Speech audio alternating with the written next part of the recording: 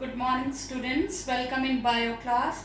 Hope you all are taking good care of your health because in present scenario it is very essential and health is the ultimate wealth. In the previous lecture we have started the third chapter, that is control and coordination. So quickly we will go for the recap of that chapter. Control means when you are having the power to arrange anything in an orderly manner. Coordination, when different events or different system of the body are going to be organized in a systematic manner, then this is known as coordination. What is a stimulus? Any change in external or internal environment which compels an organism to react, it is known as stimulus. I have already given you the example of pani puri or golgappa with the watering, after watching which you are going to have water in your mouth. And what is the response? The salivation or the water present in your mouth is the response of the body towards the stimulus.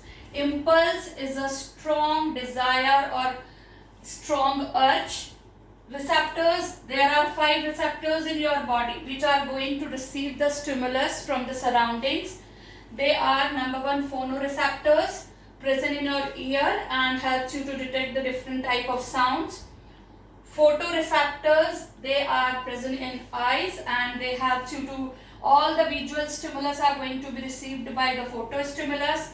Then thermoreceptors, temperature, pain, touch, present in the skin and they are going to receive all these 3.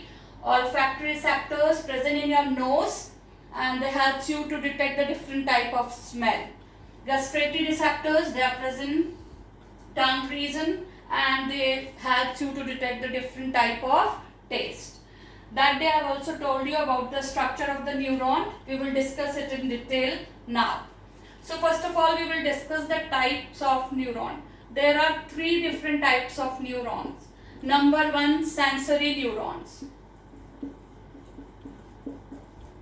Sensory, from this you can see sense, means these neurons are going to receive the signals from sense organs. That is sense organ, that is your nose, your eyes, your skin, your ear, nose and tongue. So sensory neurons are those neurons which are going to receive the stimulus or the signals from your sense organs. Second one is motor neuron. Motor neurons are those neurons which are going to send the message or send the signals to the organs or muscles. Organs or muscles. Wherever these signals are supposed to be delivered, they are going to be delivered by motor neuron. Next one is relay. Have you heard about the relay race? Relay race, 4 into 100 relay race. क्या होता है उसमें? 4 athletes were there in the relay race and they are going to pass the baton. First runner is going to give the baton to second to third, and third one is going to relieve the baton to fourth. So relay neuron, they are going to help in conducting the messages or signals in between sensory neuron and motor neuron. So it is going to act as a connector between sensory neuron and motor neuron.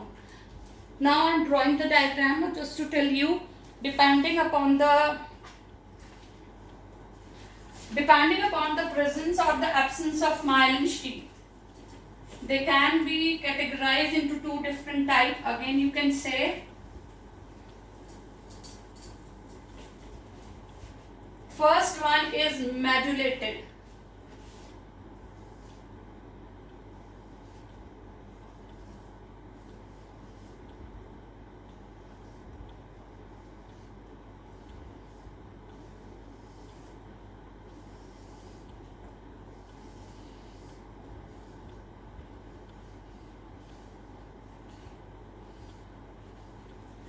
This is nucleus. These are dendrites. and this is axon. I have already told you that most of the time this axon is covered with a special protective layering which is known as myelin sheath.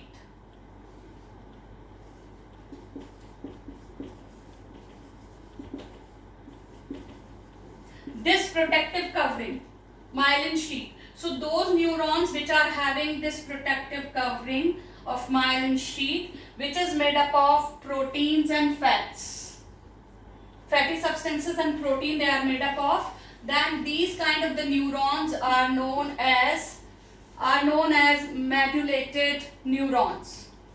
Clear? So medullated neurons, you can see, I can show you, this is a plastic wire and it is coated with PVC. So this is an axon which is covered with the myelin sheath. Axon is there, this copper wire is axon, and this covering, PVC covering, is going to act as a myelin sheath. So this is an example of medullated neuron. Now the non-modulated neurons are those neurons, non-modulated neurons, they are those neurons where this myelin sheath is not present. It is absent. So where the myelin sheath is absent, the neurolemma or neurilemma, whatever you want to say, it is quite thick, and this is known as non-modulated neuron. So what is the function of this myelin sheath? So if I am going to show you, this is non-modulated, no covering. It is not covered with the PVC sheet, so it is an example of non-modulated neuron. So what is the role of sheath? What is the role of this PVC? If this PVC coating is there, you are not going to get electrical shock. आपको बिजली का झटका नहीं लगेगा. If you are going to hold it in your hand, you are not going to get electrical shock. But if you are going to hold this naked wire in your hand, then what will happen? You are going to get an electrical shock. So this is a protective covering. Myelin sheath is a kind of protective covering which protects the axon, and it also protects the other electrical impulses to come in contact with this axon. So myelin sheath is going to play an important role. Now we will discuss about the transmission of, before discussing the transmission of impulses, we will discuss the synapse. So what is synapse?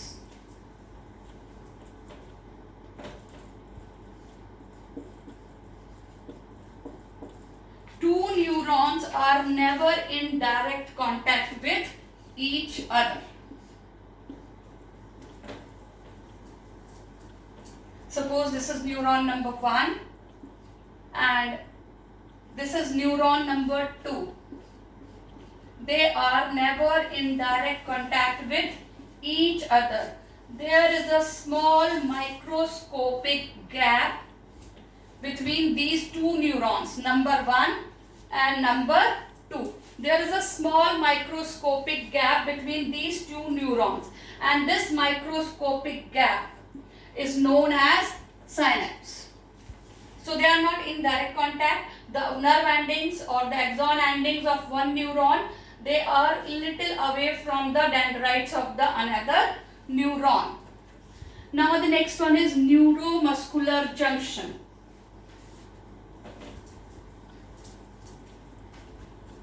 NMJ, neuromuscular junction. I have already written it in your PDF. What is this neuromuscular junction? Neuromuscular junction is that point where the muscle fibers are going to come in contact with neurons, motor neurons, which carry the message from the central nervous system. These are muscle fibers, and here at this junction they are in contact. These muscle fibers at neuromuscular junction are in direct contact with these neurons which are bringing the signals from central nervous system. Now we will discuss how the impulses goes or travels from one neuron to another neuron. Now we will discuss. Dendrites are finger-like projections, we have already discussed, and they are going to receive the stimulus from the sensory organs, or it may be a sense organ, it may be skin, nose, eyes, from all over. The dendrites are going to receive the message or stimulus. As soon as dendrites receives the messages, a set of chemical reaction starts, and these stimulus are going to be converted into electrical impulses. Electrical impulse from the cyton or the cell body enters into axon. Through axon it is going to travel down and it reaches to the nerve endings, where these axon endings are having synaptic knobs, small knob-like structure. And as you know, there is a difference between the synapses there, a small microscopic gap. So at this end, these synaptic knobs are going to transmit a chemical which is known as neurotransmitters.